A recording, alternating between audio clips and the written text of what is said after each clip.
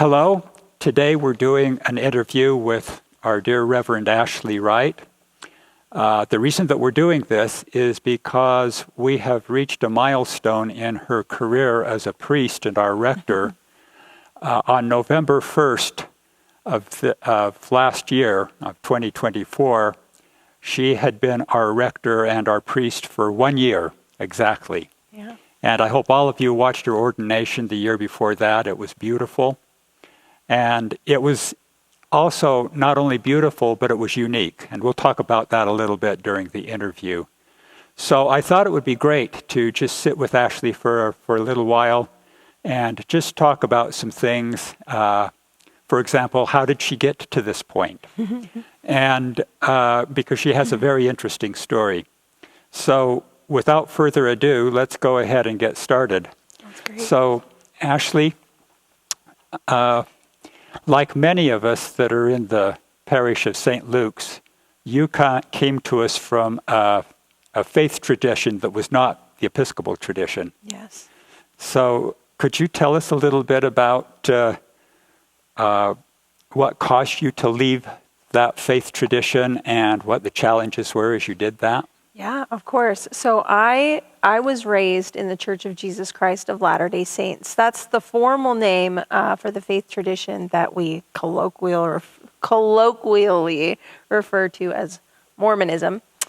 So I grew up a Mormon, and I was very devoutly so. I was not partially so. I was fully invested and believing. And all of my family, my parents, my sister, I have no brothers, but my grandparents, all of my cousins, and I grew up in a small town at the mouth of Weber Canyon called Uinta.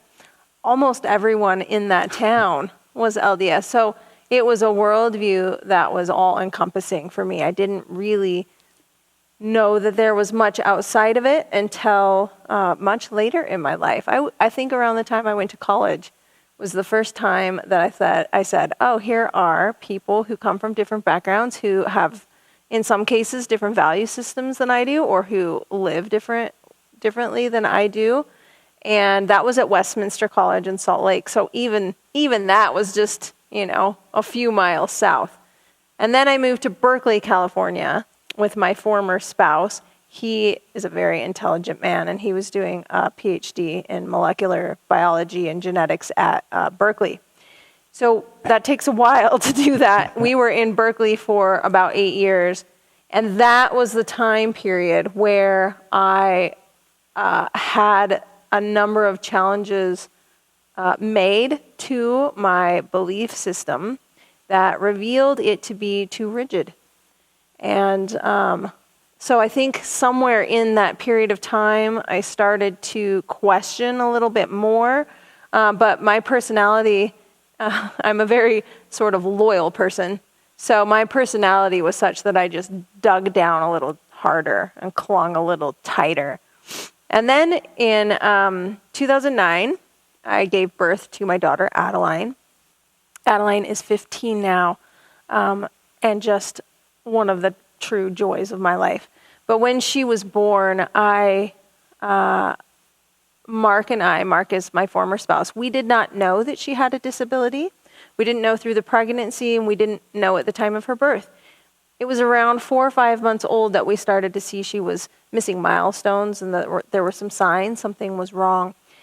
But it took over a year to get some kind of diagnosis for her. And during that time, it was very stressful because we didn't know if she had something degenerative, if she would live, if she would not live, if she could progress, or if, there were so many unanswered questions. And during that time, people in my family, in my friendship circles would say to me, it's okay that this is happening because she'll be made perfect later. She'll be perfect in the afterlife. And for the viewers who don't know, my daughter has cerebral palsy. So the way this impacts her, she needs a wheelchair, a power chair, or in some cases a walker to ambulate. She has G-tube required for nourishment and a bunch of other things. So there's a physical component to this. So they would say things like, well, even if she can't walk now, it's fine because she'll be perfect later. And I understood it was well-intentioned, but for me, it raised a theological question. Well, more than one. What is the nature of perfection? What does it mean to be perfect? If you have to be perfect to be in heaven, what does that say about heaven? What does it say about God? What does it say about our relationship to each other? What does it mean to inhabit a human body?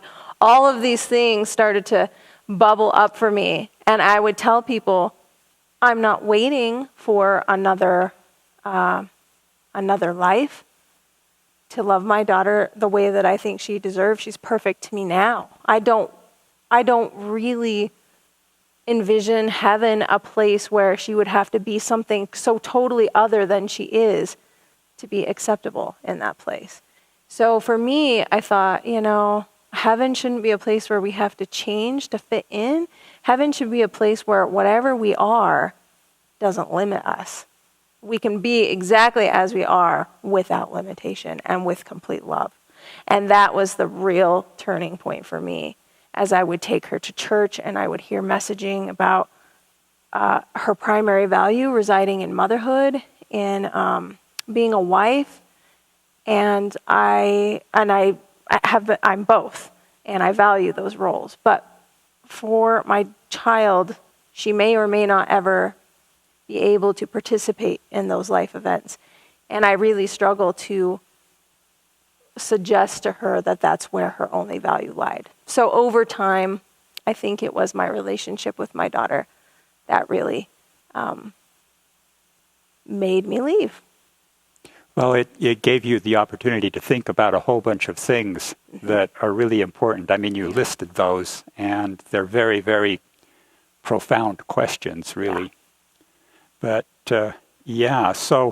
so when you decided to leave the LDS tradition, what kind of challenges did you face? Well, the first thing is I felt sad. I didn't experience this. I know there are a variety of reasons people leave a childhood faith tradition, and I pass no judgment on any reaction somebody has. It's an individual process. But most of my friends and acquaintances who have left the church left with a deep anger or an offense at something that the church had either done to themselves or someone else. And that just wasn't my personal experience. My personal experience was almost like I had, I remember being a child. This is a funny analogy, but when I was a child, I used to play with dolls. And I remember at 12 years of age, my grandmother gave me a doll, and I was thrilled about this doll. She was beautiful. And I sat down to play with my sister, and the ability to enter that imaginative space was suddenly gone. I couldn't speak for my doll without an awareness that I was the one speaking. Like I wasn't in that imaginative world anymore. I had just outgrown playing with dolls. And I put that beautiful doll away and I never played with her. It was like that. It was like I had outgrown something and I could no longer stay within the illusion. And I felt very adrift without it. Because as you know, Don also shares this with me in his background. Yes. It really is all encompassing. It really does influence every area of your life. So without it, you feel very, very alone. Now, one thing that helped is my former spouse, Mark. He had already transitioned away from the faith a few years before me. So thank goodness I had someone there who knew that it would be difficult and who was kind and supportive of me and kind of let me go through my own process. But I think I was depressed, and I think I felt disconnect from community because all of my friends and family were in this environment that I no longer belonged to, and that there was some, confusion and maybe even fear over my leaving. And so I struggled to know how to connect with God in that intermediary space where I thought all these things I used to do, I don't necessarily know I believe that I should do them in this way anymore, but I don't know how to do anything else. So it's like learning, it's like I spoke one spiritual language and it didn't work anymore, but I hadn't yet learned another one to communicate. So you just felt very lonely. Yeah, this isn't about me, but I have to say this. When I finally decided to leave, I was angry. Yeah. I was very common. angry, and I took all of my scriptures, the Book of Mormon, the Bible, the Pearl of Great Price, the Doctrine and Covenants, and threw them in the dumpster. And then I walked smiling back to the house. That probably was very cathartic. Well, later on, I wished I hadn't done that for a variety of reasons, but yeah. Well, let me ask you this. How did you learn about the Episcopal Church? Okay, this is very funny because they're two very strange answers. So the first one is when I did my undergraduate degrees, I have two of them. One is in philosophy and one of them is in sociology. And the sociology studies I did, I was so interested in the sociology of religion. That is, I did broader studies also, but that's kind of when I was writing my thesis, that's where I really doubled down.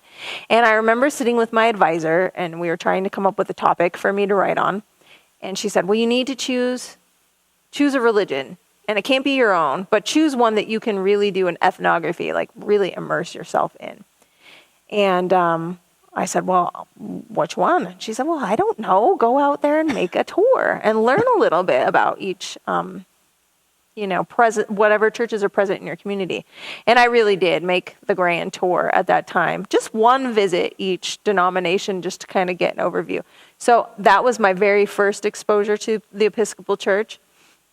And all that I really remember thinking at the time is something about the liturgical colors. Like, wow, they have these different colors and they process in wearing these colors. And there's a lot of pomp and circumstance in some Episcopal parishes, and that's what I had seen. I think I went to the cathedral. And it just felt like beautiful pageantry to me. And I just remembered that. And the other reason is that I had a dear friend in Berkeley, this older woman that I was deeply close to. She was in her 90s, but she would lend me books to read. And she had a book series called Mitford. There was like the Mitford series, and it was the protagonist is a priest who lives in a small town in North Carolina, and he goes about doing his parish work. And I read that whole series, and I thought, I wish I lived this life. I know he's a fictional character, but that's how I felt. I felt like, wow, to be engaged in this kind of work and have this kind of life, that's amazing. So later when I had left the LDS Church, my former spouse was very aware that I needed God. Now, the path he went on was uniquely his own, and he went the direction of, I don't believe in a God. Religion is not something that speaks to me. But he knew I needed it. So he would periodically say to me, you should just go find something else. And one week, I woke up on a Sunday morning, and he said, I'll watch the kids. Go do this. Go find somewhere else. And I was like, all right, I'm just going to randomly choose. I remember the liturgical colors. And I went to an Episcopal church. It was just as coincidental as that. But when I went, a couple of things happened. The first thing is the priest was a woman, and I had never seen that before, ever in my whole life. And I was a little taken aback by it, but also excited about it. And she noticed I was a newcomer and came up to me and spoke to me and specifically said to me, you can take communion with us. Something I wouldn't have done on my own. I would have assumed I could not. So that's the first thing. And then the second thing is I did take communion, and I felt something. I mean, that something was the Holy Spirit. But I felt it, and that feeling is what got me to come back the next week. And then the third thing is the parishioners were just really kind and warm and welcoming. And, oh, do you want to come to this thing? Do you want to come to that thing? And someone sat next to me and showed me how to use the Book of Common Prayer.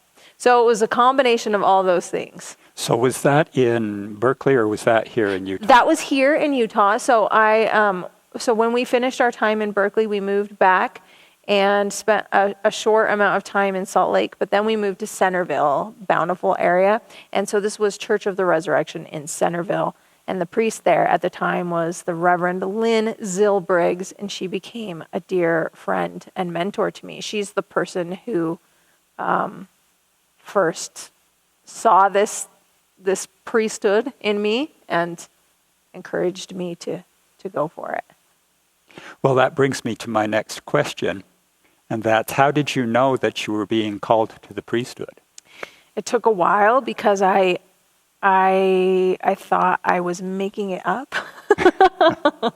I know that sounds funny, but really this is what happened. I became very invested in the church, trying everything that I could. I was growing food in the community garden. I was leading formation groups, and I was teaching classes, and anything I could get my hands on, helping at the altar. And that, really speaks to Lynn, because Lynn gave me those opportunities. She saw that in me, and she just let me do it. And I'm impressed by that, because there were times where she let me teach classes where I was fairly new. I'm not sure that I was really qualified to teach those classes, but she knew that I was sincere, that I was making a lot of effort, and that I tried hard to listen to the Spirit, and she let me learn. So through all those experiences, I just got to a point where I felt like, oh, I might be called to do this work. But then I thought, you're being presumptuous. You're assuming a lot here. You're assuming that you can do this thing. And maybe that's just your enthusiasm. Maybe that's just your ego. This is probably not. This is probably you just being overly excited. And I think that comes from not seeing women in these positions and kind of questioning whether I could actually perform this work. And I think it also just comes from feeling humbled by the sense of call to an enormous task and wondering if you're really up to doing that. So I would try to talk myself out of it. I would say, oh, but if you're going to be a priest, you have to go to seminary, and you can't put your family through that. And where would the money come from? And you're the primary caregiver for two children. How could you possibly take care of them and do this at the same time? So I would think to myself, there's no real way you can be called in the face of all these challenges. And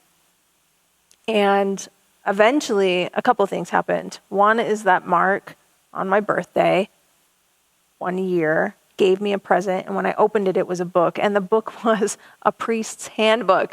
And I said, what is this? And he said, I see this in you, and this is me saying, if you do this, I support you in it, which was such a gift to me, such an incredible gift. From my non-believing husband. Mark may not be the atheist that he thinks he is. He's a very generous and supportive human, and that was one of the ways he showed that. He was saying, even though this doesn't mean something to me, I will support you in you pursuing this part of yourself. And so that was one thing that gave me the courage to go to Lynn and say, I think I might be feeling this call. And do you know what she said? She said, I know. I've been waiting for you to come to me, because I felt it a long time, but I didn't want to pressure you or push you. I've been waiting. And but even so, I was a little like, is this gonna be okay? And then there was 1 week where I was downtown in Salt Lake, next to the cathedral, at a coffee shop across the street, and a woman approached me and she said, "Excuse me, are you a priest?" And I said, "I'm not a priest, but the cathedral is across the street, so if you need one, I can take you over there and we can find one." And she said, "Oh, I don't need one."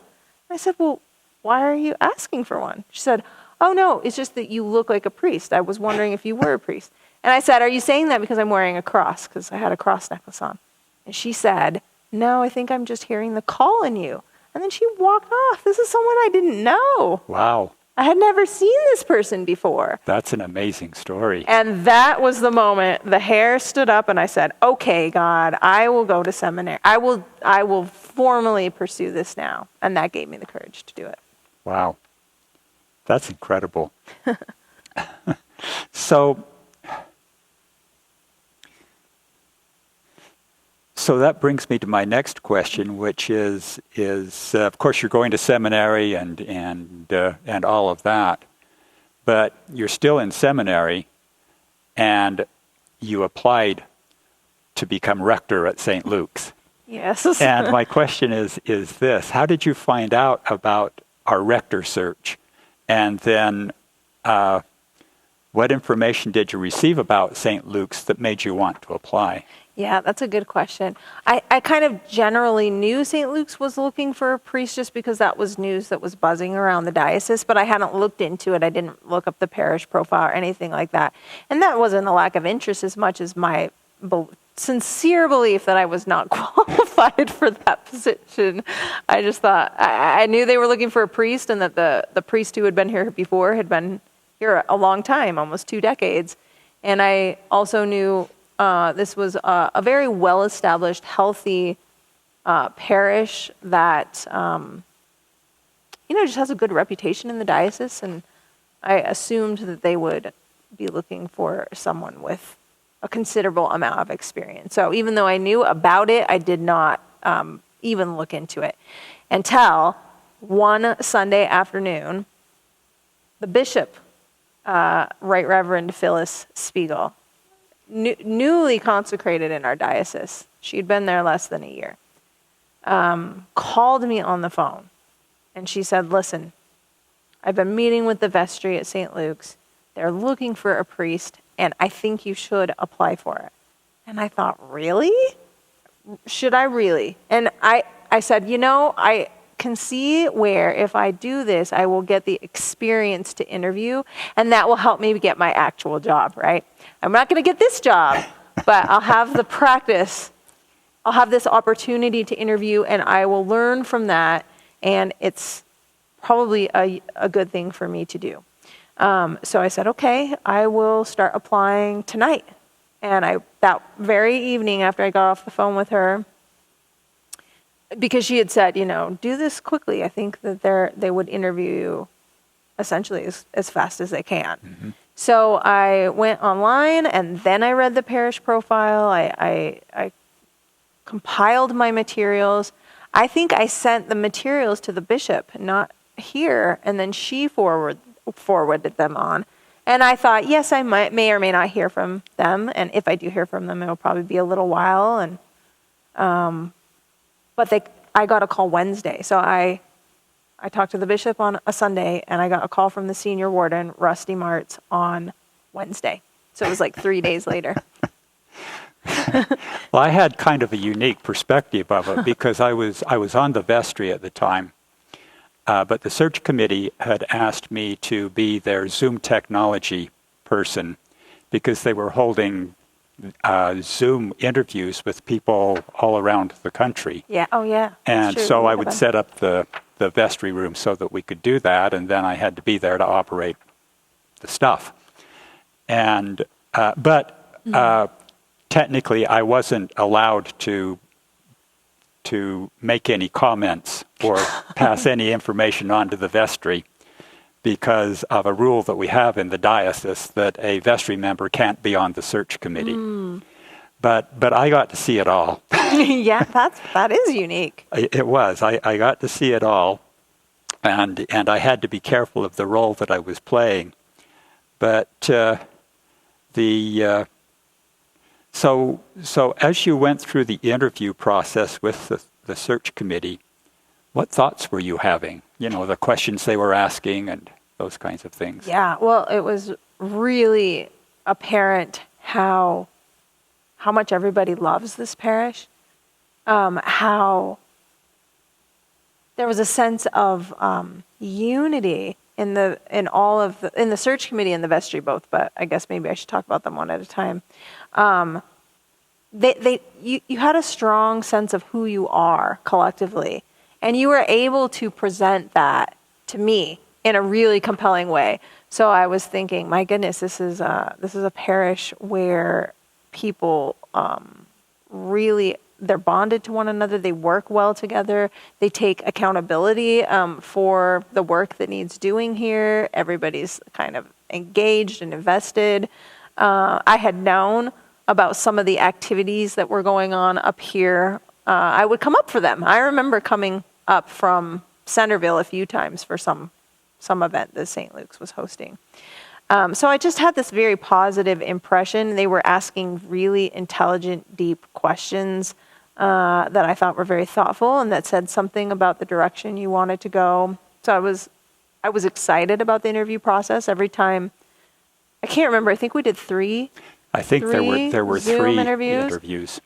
Each time I felt a little more enthusiastic. You know, I would feel like, wow, these people, I would really rejoice at an opportunity to work for them. I still didn't believe that I would get the opportunity to.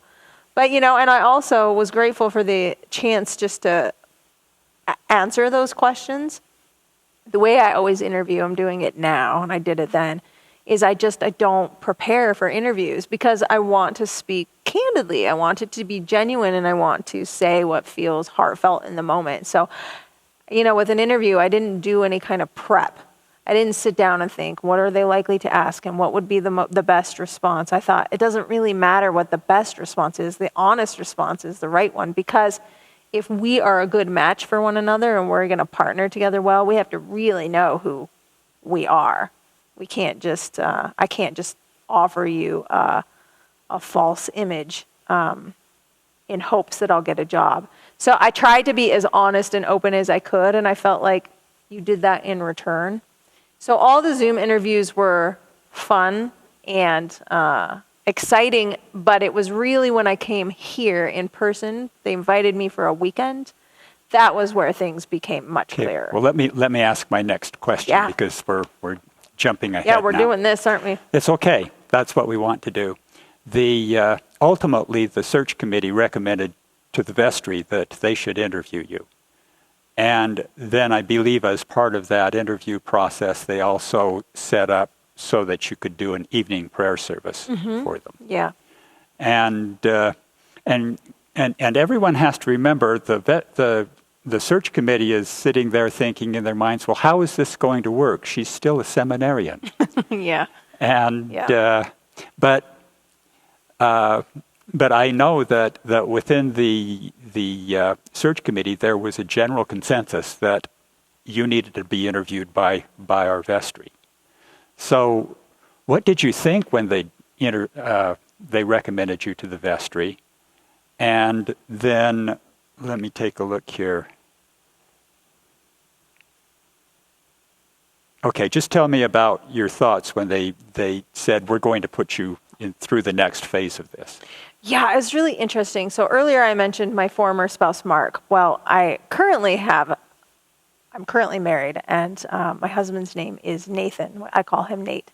Nate and I have been friends for about 30 years. And at this time where I was going to get put through the interview, I remember telling him I got called to come up for this weekend and get interviewed this job. And he said to me, oh, you're going to get this. You're going to get this job. And I said, you just have too much faith in me over a 30-year span of time.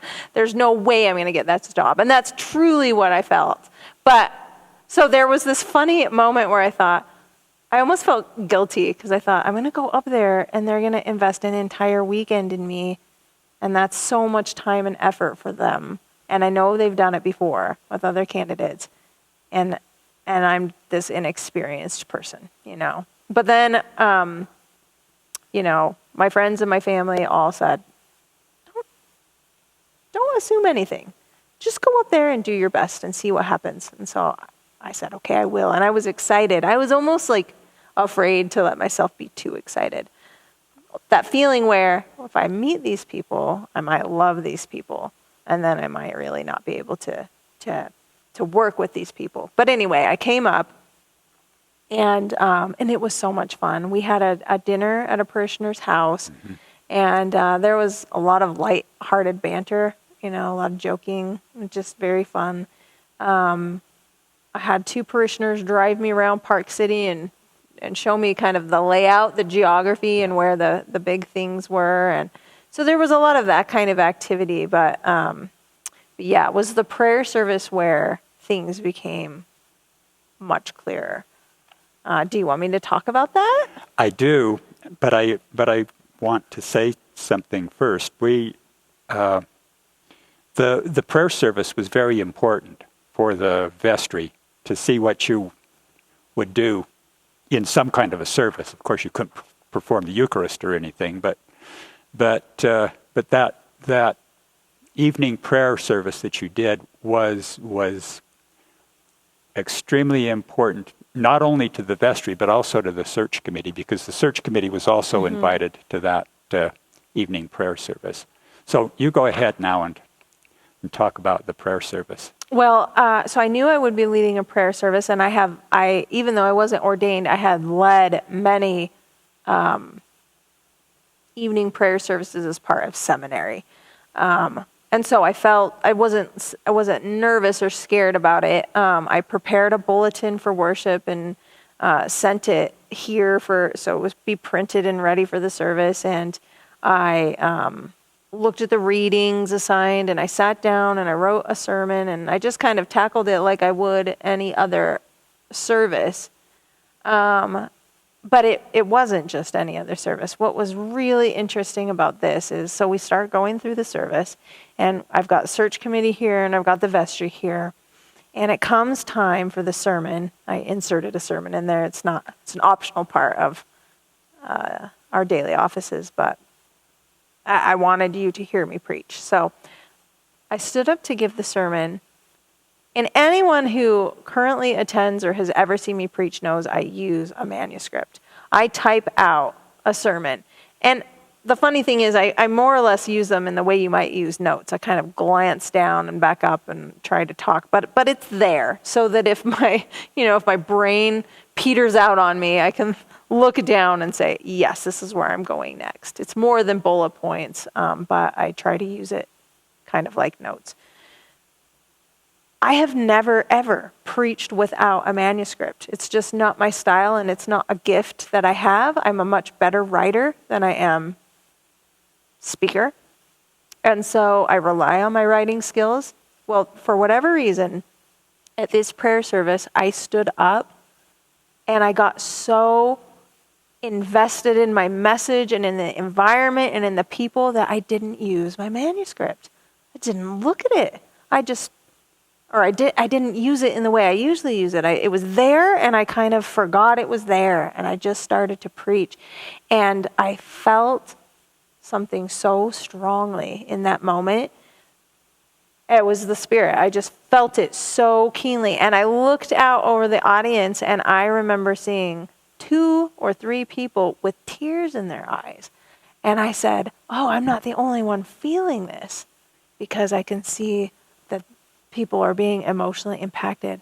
And I very much view that not as a story about the power of my sermon. That's not what was going on.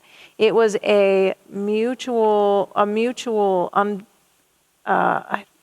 it was a moment that we all shared together.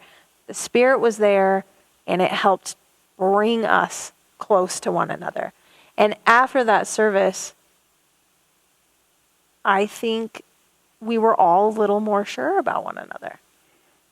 I want to comment here, because this really was a seminal moment in our search for a rector. After the evening prayer service, the vestry got together, and we all looked at each other and we said, we don't know how this is going to work, but she's the one. And the bishop, this was in April, I believe, that this took place of whatever year it was. I know, 2023. 2023. Yeah. And the bishop had agreed to come and do Maundy, Thursday service for us. Mm-hmm. And so she came up, and I said to her, when we're done with the service, the vestry would like to talk to you. And so she did a beautiful, beautiful Maundy, Thursday service for us. But afterwards, we went into the vestry room, and for whatever reason, I was the spokesperson. I don't remember whether Rusty just wasn't there or what it was, but I started to I was kind of him-hawing around. And the bishop looked at me and she says, "What do you want, Don?" And I said, regarding Ashley. And she got this worried look on her face. I said, "We want her to be our rector." And then she goes, "Oh." And we said, "But Bishop, she's a seminarian. She hasn't even been ordained a deacon. How is this going to work?" Yeah. And you've heard the bishop laugh. She started laughing and she says, "That's what we're going to figure out together." And then a whole bunch of things happened after that. But it really was. You could just feel the Spirit during that evening prayer service, and then as we talked about it as a vestry, it was just something that overwhelmed us. A feeling that we hadn't had, by the way, with any of the other candidates that we had interviewed, even though we talked to them about coming here. None of us had experienced what we experienced at that time. So the first step in this was that you needed to graduate from seminary and become a deacon. Yeah, and I did them in the reverse order. I graduated in April. That's the same month this conversation is happening with the bishop. And it was wonderful because people from St. Luke's came to that ordination. Yes. It didn't take place here. It took place at Church of the Resurrection, of course, back in Centerville, the church I mentioned earlier. That was the parish that saw me through this process. But so many things happened so quickly because I interviewed, and then you had the conversation with the bishop. The senior warden called me to extend the offer. I accepted the offer and then almost immediately was ordained deacon. And then I graduated about a month to a month and a half after that. Yeah, in late May, early June. I think it was late May.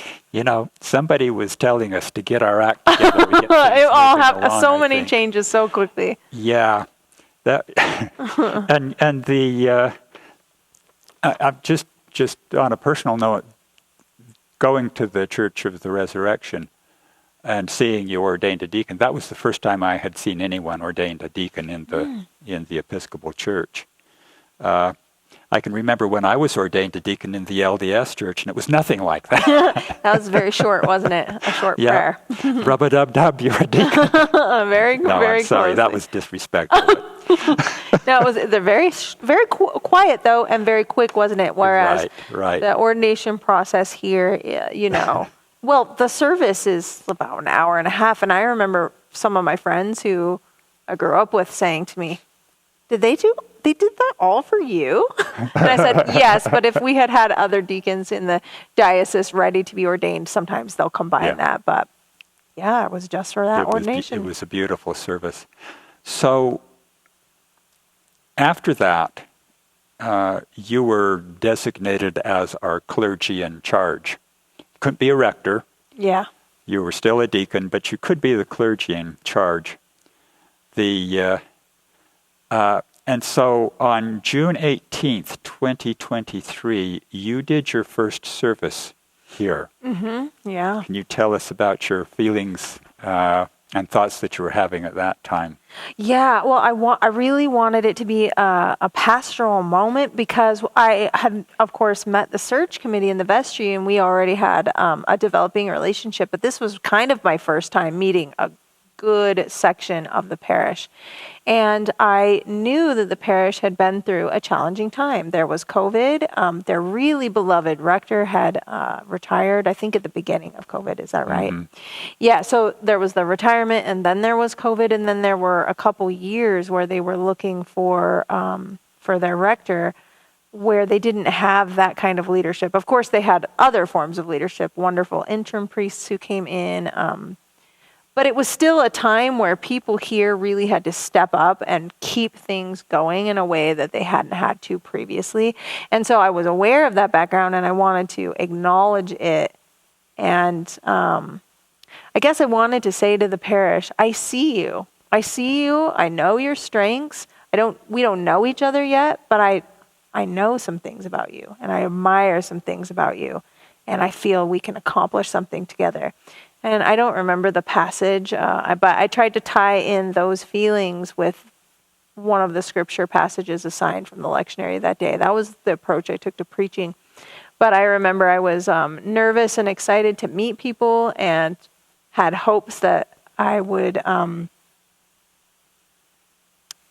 that people would give me this chance, because I knew that the search committee in the vestry had made this decision on behalf of the parish, but I also knew that it was unusual, and that there would likely be people in the congregation who were not quite as sure. They weren't at the prayer service. They didn't get the advantages of the interviewing process. And all of a sudden there's just this new person who shows up on a Sunday, and she's not even a priest. I was aware of those things, so I just wanted it to be a moment of connection. And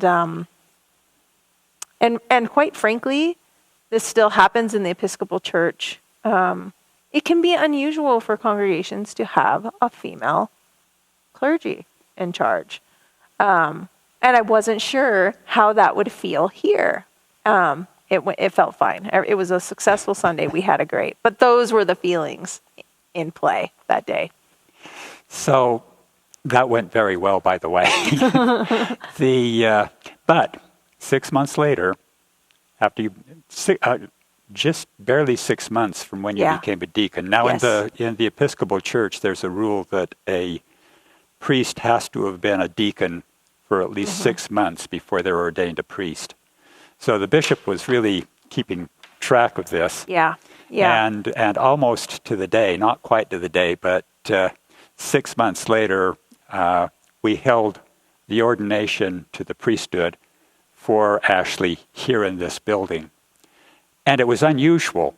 It was unusual, not that she was being ordained a priest, but that she was being installed as our rector in the same service. Yeah. Which I don't know whether it's ever happened, but it happens very rarely. Yeah, that's not the typical path. It used the old way of doing things back when there were full churches and clergy were more abundant, is that you would go to seminary.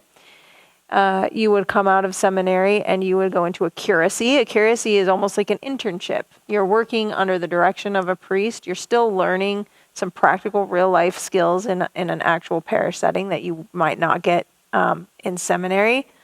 And you're ordained in that period of time, and then you're going to look for your first job. But your first job is most likely going to be assistant priest somewhere. And then, years down the road, you might become a rector. Utah is an interesting place because we don't have an abundance of clergy, so there are very few parishes where you're going to have more than one priest. There are almost no assistant priests. And in many parishes, they don't even have deacons. You have one priest in charge of the entire parish. So that's one difference in Utah than in other places. But again, it is really unusual to have your first job out of seminary be a rector position, and even more so to begin that position the very moment you're ordained. Usually there's some kind of, you're ordained and you have some kind of other experience, and then you move into some assistant priest or rector role. Right. But, yeah. Right. So that's what makes it unusual. But it was unusual. I can remember arriving at the church. We were going to do a practice run of the ordination, and the bishop called all of us around that were participating, and she said, "This is very complicated, and there are going to be some confusing moments, but I guarantee you this, at the end of this service, you're going to have a priest and a rector." Yeah. And that's exactly what happened. It was a wonderful service. I had been to many ordinations before, but again, I'd never seen a combination ordination installation. And this was my own. It was. So, as we do this interview, you've been our rector for about 16 months now, I think. Yeah. Because I wanted to do this interview back in November, but it just didn't happen. Life has a way of getting busy, doesn't it? But I'm glad we're doing it. So just one last question. Actually, it's a two-part question. What do you find to be the most challenging, and what do you find to be the most rewarding part of being our rector? Wow. There's a lot that could be said in both of those categories. But the thing that I find the most rewarding, I think there's two parts to it. It's the relational angle. The thing that I enjoy doing the most and that I find in some way, I hesitate to say most important, but I do find it important, is the pastoral care side of things, where I get to share really important moments with the people in this parish. Visit them in the hospital when they're sick or having surgery. Sit down in the office and hear about a challenging moment or ongoing difficulty that someone's facing and point them toward spiritual resources. Pray with them. It's those kinds of moments, human to human, that make this job the most rewarding for me personally. And to feel like I'm engaged in the work with all of you. I'm not doing it alone. We're all doing it. But building a community of people who are committed to one another and to God and who are living in that relationship as the body of Christ. That's the thing I think I value the most. But I also really love teaching. So I love any kind of class or devotional series or any time where I get to sit down and we get to explore scripture or our history or our tradition and make real connections with our everyday lives, which is another reason I enjoy sermon writing. That's not a group process, but it's the same kind of application. All of those things are the things I like the most and find really rewarding. The things that are the most challenging for me individually are the administrative pieces. When you go to seminary, they don't teach you how to run a business. And a church is not just a business, but there is a business aspect to parish leadership. There is a budget to manage and maintain. There are buildings that need repairs, those sorts of things. And thank goodness we have, so many people here with so many different gifts that are used in wonderful ways for the good of the parish. We have a treasurer, for example, who has that financial expertise, thank heavens. And so then it becomes about supporting that work, but also doing my due diligence, trying to learn about it as we go, and so that I can become more competent in those areas. But those are the challenging places, are the more administrative pieces. And thank goodness we have an entire vestry who leads in those areas together. The other challenging thing is time management. That is a really hard one because I value pastoral care and relationship so much. I kind of have had a informal policy that if I'm in my office and somebody needs me, like really does, then I will stop what I'm doing and we will sit down and we will have a conversation. I think that that's a good thing, but it can be a very disruptive thing also in terms of getting work done. But I think it's important. But it's a point of priority, isn't it? It's a point of priority. And so time management on some weeks can be a real challenge if there's just a heavy pastoral need in the parish at a particular time. It can mean doing things like getting the sermon written or the newsletter out or the bulletins printed for worship or any of those things. It becomes a lot more difficult to do. Well, at the same time, you also have to balance your life as our priest with your life as a mom. Yes. And that's its own thing. You have children with special needs, so that's got to be challenging as well. Well, I have to say it is challenging, but I'm so grateful for this parish and the welcoming and open, generous-hearted attitudes people have here. Because, so for example, last winter, my daughter broke her foot very badly, and it ended up having complications and all kinds of things. So this was a several months process. And during that time, she could not go to school. But guess what? I took her here. I have a couch in my office, and I put her on the couch, and I somehow did my work and simultaneously tended to her. There's almost no other job that I can think of where that would be permitted, accepted, and it was here. And parishioners still came by, and she was on that couch, and they would wish her well or bring her little treats or make her feel loved. And if I needed to have a private conversation with someone, we would just simply step into the vestry room and speak there. And so the work continued, and I was able to meet my responsibilities to my daughter in a way I probably wouldn't in any other environment. So I'm very grateful for that. Okay, well, Ashley, thank you for taking this time. Thank you for giving me the opportunity. It's really fun. Your